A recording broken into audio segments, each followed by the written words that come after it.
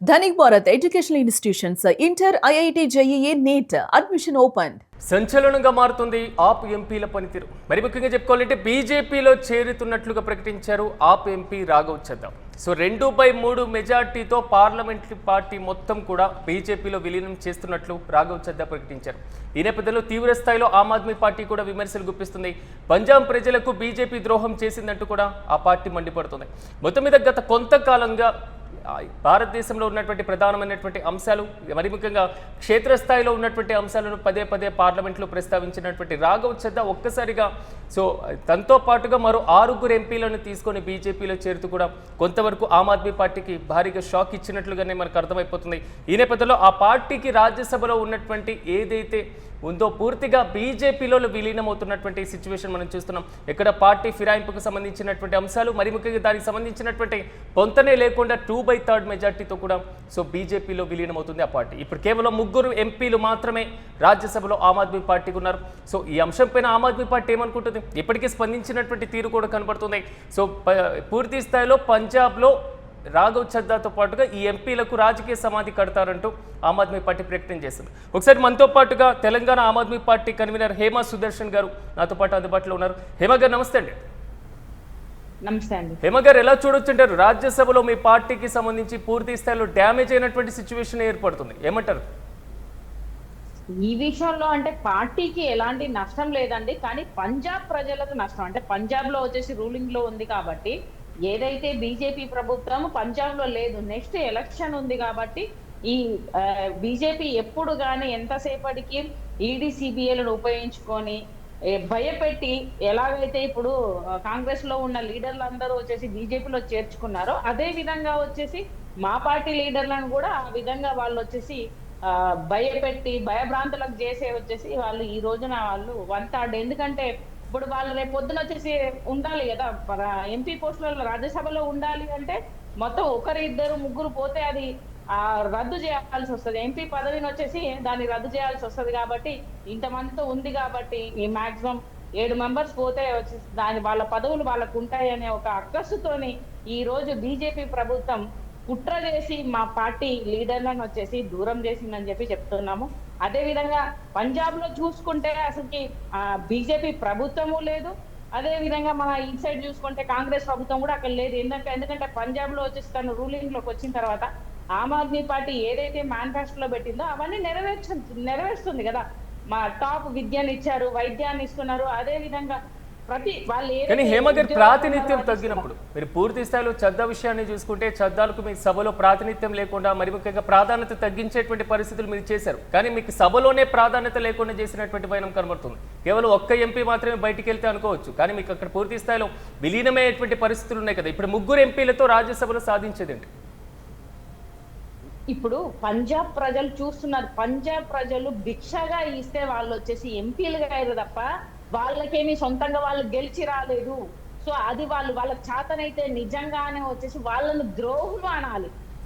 ఏంటిది, ఏదైతే పంజాబ్ ప్రజలు నమ్మి వాళ్ళకు వచ్చేసి ఆ పదవులను ఇచ్చినందుకు వాళ్ళకి చేతనైతే వాళ్ళని వదిలేసి ఇప్పుడు వచ్చి బీజేపీలో పొమ్మని చెప్పండి, వాళ్ళకి చేత కాదు. అది చేత కాదు. బీజేపీ ప్రభుత్వం ఎప్పటికప్పుడు ఏంటంటే ఎలాంటి విధంగా వచ్చేసి దోచుకోవాలా, లేకపోతే లీడర్లను విడగొట్టాలి, ఏదైతే ఆపోజిషన్ లీడర్స్ ఉన్నారో బలవంతులు ఉన్నారో వాళ్ళందరినీ, ఆ పార్టీ ఏదైనా ఉందంటే ఆమ్ ఆద్మీ పార్టీ మాత్రమే ఉంది. కాబట్టి ఆమ్ ఆద్మీ పార్టీలో ఉన్న లీడర్లు ఇప్పుడు చాలా మందికి వచ్చేసి అంత ధైర్యం ఉండకపోవచ్చు. ఇప్పుడు మిగతా మా పార్టీ లీడర్లను వచ్చేసి జైల్లో వేసినప్పుడు ప్రతి ఒక్కరు జైలు. కానీ ఇక్కడ కొంతవరకు ఆమ్ ఆద్మీ పార్టీలో అరవింద్ కేజ్రీవాల్ లేకపోతే ఢిల్లీ ప్రభుత్వంలో ఉన్నటువంటి కీలకమైనటువంటి వ్యక్తులు మినహా రాఘవ్ చద్దాకి రీసెంట్ గా వచ్చినటువంటి పేరు కానివ్వండి, ఆయన లేవనెత్తినటువంటి అంశాలు కానివ్వండి, దేశవ్యాప్తంగా కూడా కొంతవరకు మారుమోగింది. మరి అలాంటి ఎంపీని మీరు ఎలా వదులుకోవాలనుకున్నారు? 3 సంవత్సరాల నుంచి ఏదైతే లిక్కర్ స్కామ్ లో వాళ్ళతో పాటుగా తినకు కూడా ఉంది, అప్పుడు భయపడే వచ్చేసి బీజేపీకి తొత్తుగా మారి విదేశాలలో మీటింగులు పెట్టుకొని నేను మీ పార్టీ గురించి మాట్లాడనని చెప్పేసి, కనీసం ఇప్పుడు కేజ్రీవాల్ సార్ కానీ ఆమ్ ఆద్మీ పార్టీ తనని 22 సంవత్సరాలకి ఒక లీడర్ని చేసింది. అతను ఈ రోజు ఏంటిది పార్లమెంట్ స్థాయికి వెళ్ళాడు అంటే ఎవరు ఇచ్చిన భిక్ష? అది ఆమ్ ఆద్మీ పార్టీ ఇచ్చింది.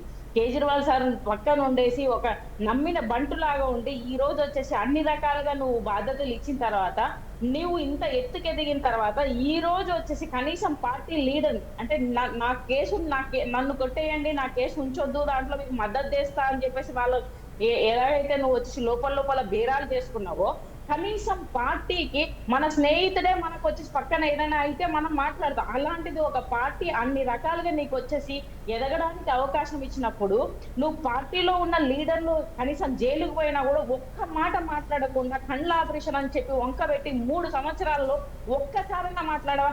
ఈ రోజు కూడా మొన్నటికి మొన్న మా సార్ మీద క్లీన్ షీట్ వచ్చింది ఆమ్ ఆద్మీ పార్టీ మీద. కనీసం ఆ రోజైనా వచ్చేసి నువ్వు జంతర్ మంతర్ దాంట్లో వచ్చేసి పోయి ఇలాంటి బీజేపీ ప్రభుత్వాన్ని మాట్లాడినావా? మాట్లాడలేదు. ప్రజల గురించి మాట్లాడడానికే ఆమ్ ఆద్మీ పార్టీ అపోజిషన్ లో ఉంది. నువ్వు ఈ ప్రజల సమస్య సమోసా గురించి వీటి గురించి మాట్లాడుతూ అదే విధంగా ఏదైతే మన ఆపోజిషన్ లో ఉన్నాం కాబట్టి బీజేపీ ప్రభుత్వం ఏదైతే మేనిఫెస్టోలో పెట్టిందో ప్రతి ఒక్క దాన్ని వచ్చేసి మాట్లాడాల్సిన బాధ్యత లీడర్లకు. కానీ హేమ గారు కొంతవరకు అంటే ఆమ్ ఆద్మీ పార్టీకి సంబంధించిన ఒక ఎంపీ మరి ముఖ్యంగా రాఘవ్ చద్దా ఇప్పటి వరకు బీజేపీని తిట్టి బీజేపీని విమర్శించి బీజేపీ మీద ఫైర్ అయినటువంటి ఆయన బీజేపీలో చేరుతారని ఎవరు ఊహించలేదు మాతో పాటు. కానీ మీరు ముందే ఊహించినట్లున్నారు. ఏమైనా లీకులు ఇన్ఫర్మేషన్ ఏమైనా ఉందా ముందుగానే ఆయన బీజేపీలో వెళ్తారు? అందుకే మేము ముందుగా కూడా చెప్పామండి. ఇది 3 months నుంచే వచ్చేసి తను ఆల్రెడీ 3 సంవత్సరాల నుంచి పార్టీగా దూరం ఉంటుకుంటూ పార్టీ గడప దొక్కలేదు, పార్టీ ఆఫీస్ గడప దొక్కలేదు, పార్టీ మీద ఎలాంటి విషయాలు మాట్లాడలేదు. ఎంతసేపటికి వచ్చేసి తనకు ఆయనకు వచ్చేసి ఒక పదవి ఉంది కాబట్టి ఆ పదవి కోసం పోతున్నాడు. అది కూడా టాక్టివ్ గా మాట్లాడేది. మీరు అందరూ అబ్జర్వ్ చేయాల్సిన విషయం, టాక్టివ్ గా మాట్లాడాడు తప్ప బీజేపీకి అపోజిషన్ గా మాట్లాడింది లేదు. ఇప్పుడు ఏదైతే వచ్చేసి మన బిగ్ వర్కర్స్ గురించి కానీ వీటి మీద అన్నిటి మీద ట్యాక్స్ గురించి కానీ ప్రతి ఒక్క దాని మీద వచ్చేసి అంటే కర్ర విరగకూడదు పాము చావకూడదు ఈ ధోరణితో వెళ్ళారంటారా?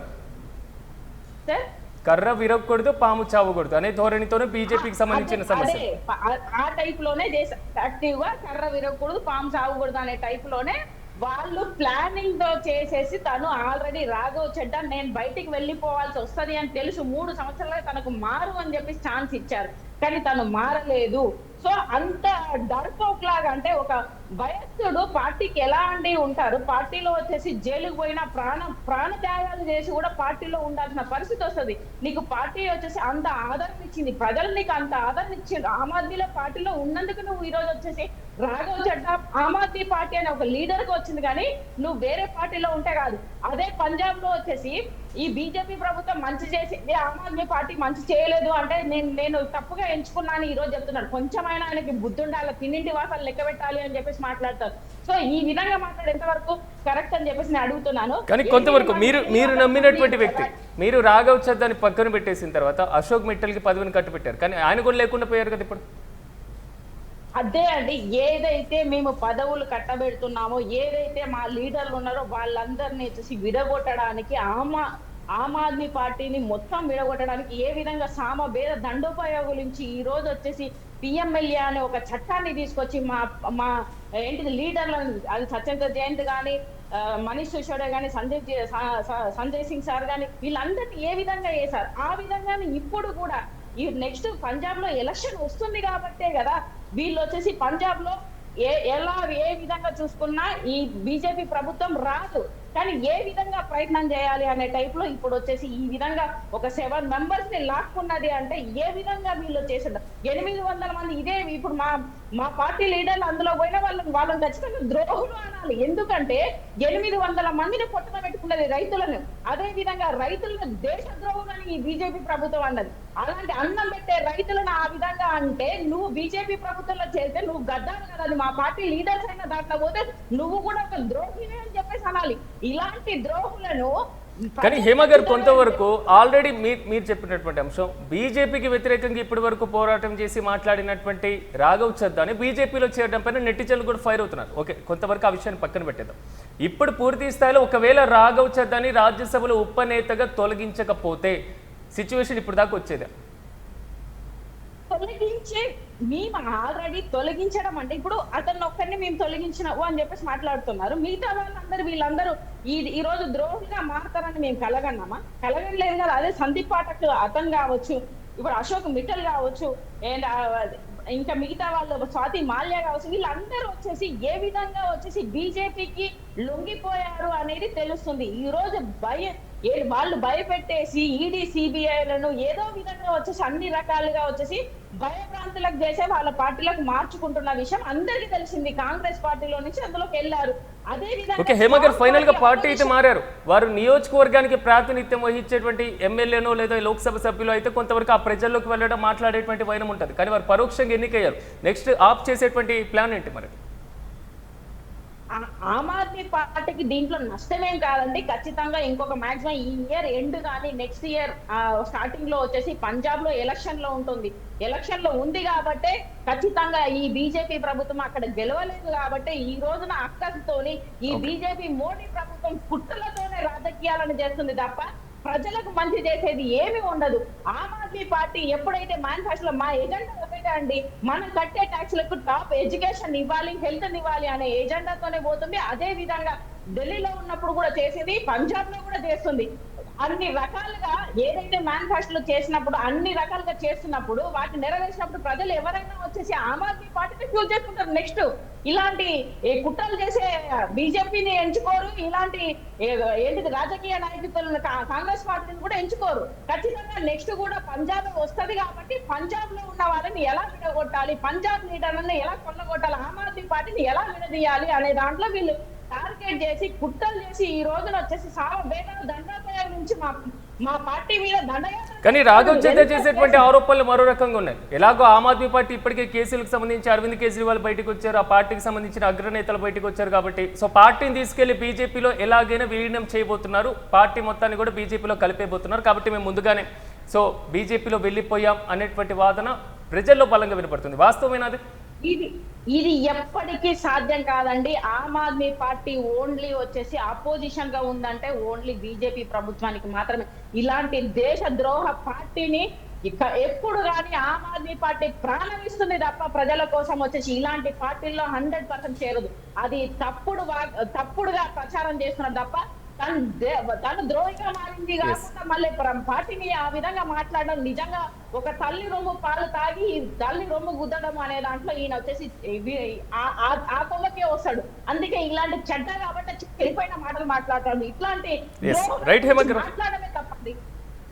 ఖచ్చితంగా చూద్దాం, ఎందుకంటే మీ పార్టీ మీద ఎలాంటి ఎఫెక్ట్ పడబోతుంది, మరి ముఖ్యంగా పంజాబ్ రాజకీయాలు ఎలాంటి మార్పులు చోటు చేసుకోబోతున్నాయి. సో మాతో పాటు పార్టిసిపేట్ చేసినందుకు మీకు కూడా ప్రత్యేకమైనటువంటి కృతజ్ఞతలు. ఓవరాల్గా మాత్రం సంచలనంగా మారుతుంది ఆప్ ఎంపీల యొక్క తీరు. బీజేపీలో చేరుతున్నట్లుగా ప్రకటించినటువంటి రాఘవ్ చద్దా తర్వాత పూర్తి స్థాయిలో 2/3 మెజార్టీతో పార్లమెంటరీ పార్టీ మొత్తం కూడా బీజేపీలో విలీనమవుతున్నట్లుగా రాఘవ్ చద్దా ప్రకటించారు. మొత్తం మీద తీవ్ర స్థాయిలో మాత్రం ఆమ్ ఆద్మీ పార్టీ పైన విమర్శలు గుప్పిస్తున్నారు రాఘవ్ చద్దా. పంజాబ్ ప్రజలకు బీజేపీ ద్రోహం చేసిందంటూ కూడా ఆ పార్టీ నేతలు నాయకులు కూడా కామెంట్ చేస్తున్నారు. నెటిజన్లు కూడా రాఘవ్ చద్దా పైన ఫైర్ అవుతున్న సిచ్యువేషన్స్ మనం చూస్తున్నాం. గతంలో బీజేపీ ఎజెండాలను బీజేపీ విధానాలను విమర్శించినటువంటి రాఘవ్ చద్దా ఇప్పుడు అదే బీజేపీ పార్టీలో చేరడం పైన నెటిజన్లు కూడా ఫైర్ అవుతున్నారు. చూడాలి మొత్తం మీద పంజాబ్ రాజకీయాలు దీని ప్రభావం ఎలా పడుతుందో.